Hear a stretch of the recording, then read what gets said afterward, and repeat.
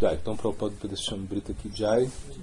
Bom, segurando uma folha de grama entre os dentes, eu faço essa oração, de novo, que eu não quero qualquer outra coisa, não quero piedade, prosperidade econômica, gozo dos sentidos e libertação, quero me tornar um grão de poeira dos pés de lótus do mestre espiritual.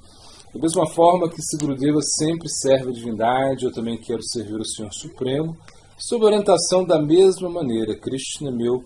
Se eu não servir a Krishna, Krishna sofrerá muito. Se o referido humor aumentar completamente, somente então caçaremos Krishna ou serviço amoroso a Krishna.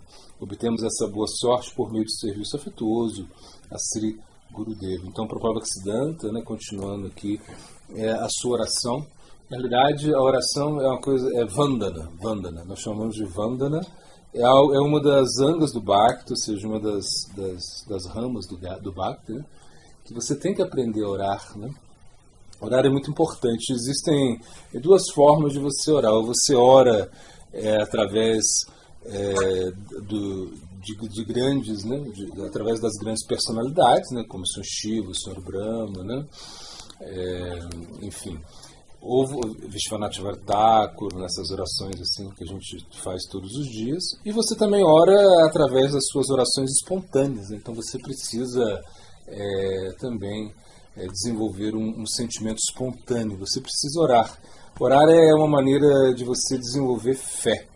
Quem ora desenvolve fé, desenvolve rendição. Então a gente, quando está numa situação assim muito difícil, a gente ora. Geralmente é assim, né? Depois a gente esquece.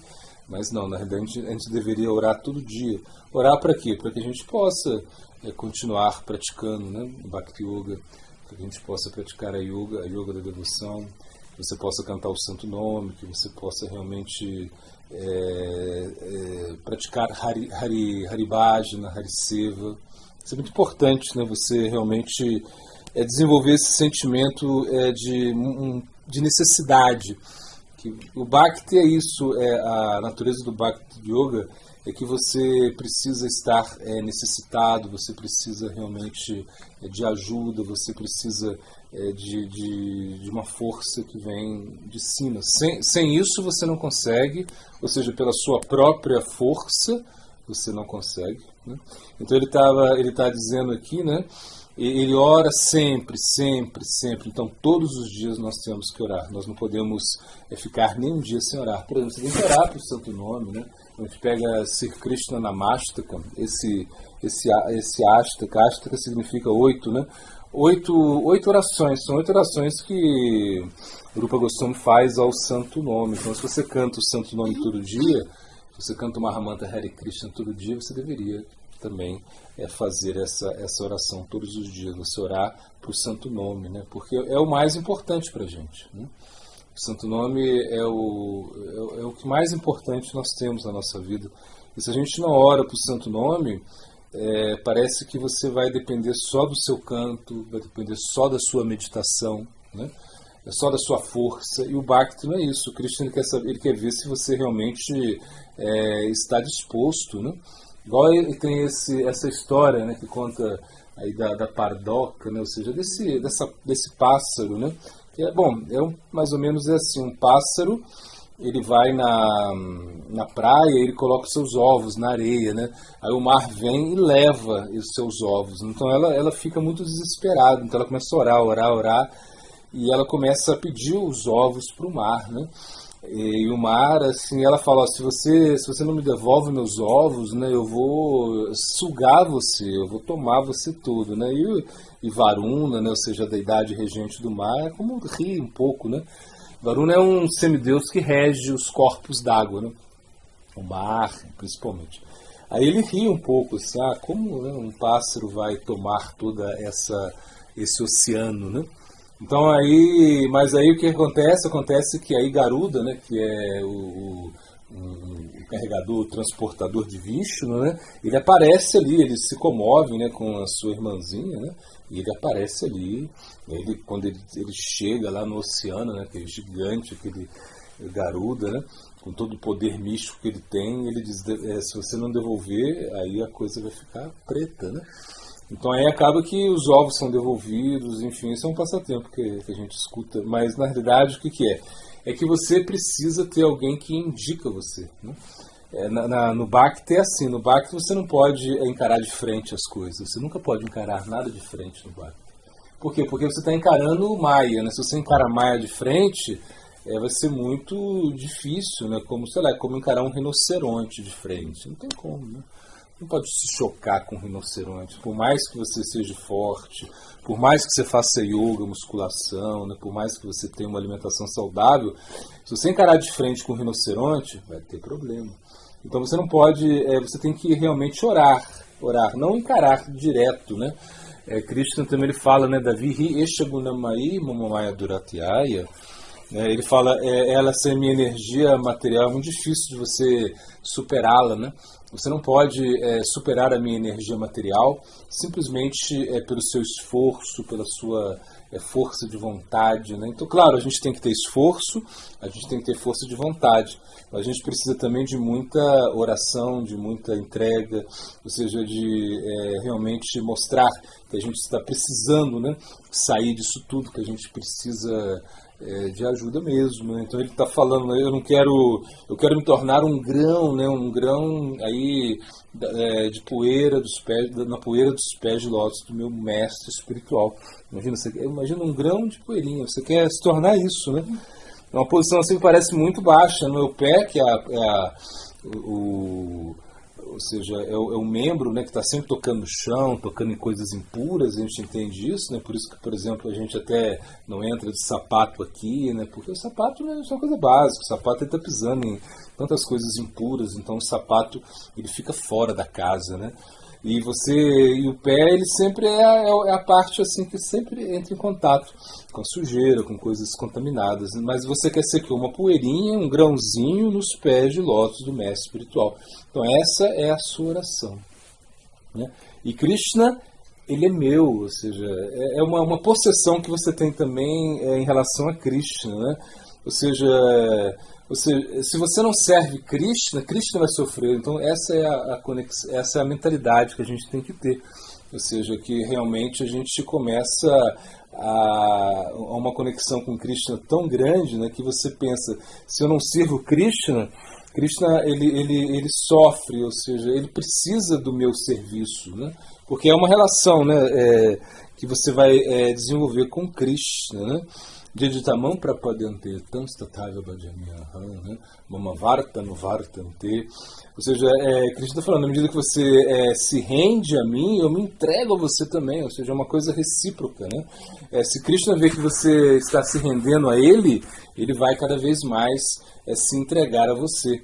Ele não aguenta, ele não fica satisfeito de simplesmente receber o serviço, assim, ele quer se entregar a você, na verdade, Krishna ele quer servir o devoto também, né? Krishna tem essa mentalidade, ele não quer deixar o seu devoto sem ser servido, né? E Krishna quer realmente aumentar esse humor, né, devocional, ou seja, essa relação que ele tem com a diva, né, com a alma. A yoga é isso, a Bhakti Yoga é uma relação que você cria com Krishna, você estabelece uma relação. Agora nós estamos assim um pouco sem relação com Krishna, então a gente está tentando buscar uma relação com Krishna. Isso é bem difícil, não é fácil.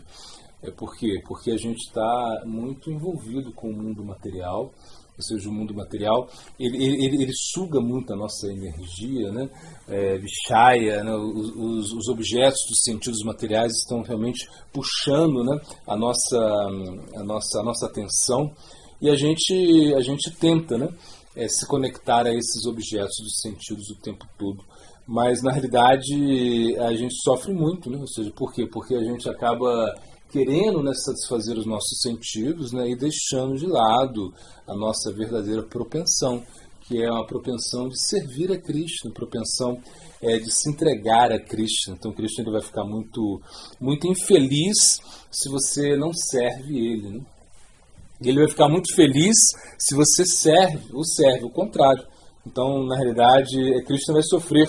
Ele sofre quando, assim, sofre no sentido que ele está muito desgostoso quando você não tem essa atitude de serviço, né?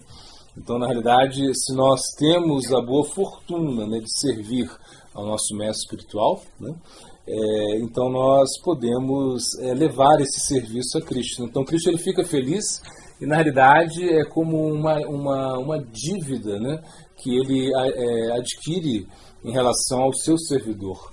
Ou seja, então Cristo não consegue pagar essa dívida, Cristo não consegue realmente se situar numa posição assim de tranquilidade enquanto ele vê o seu servo longe dele.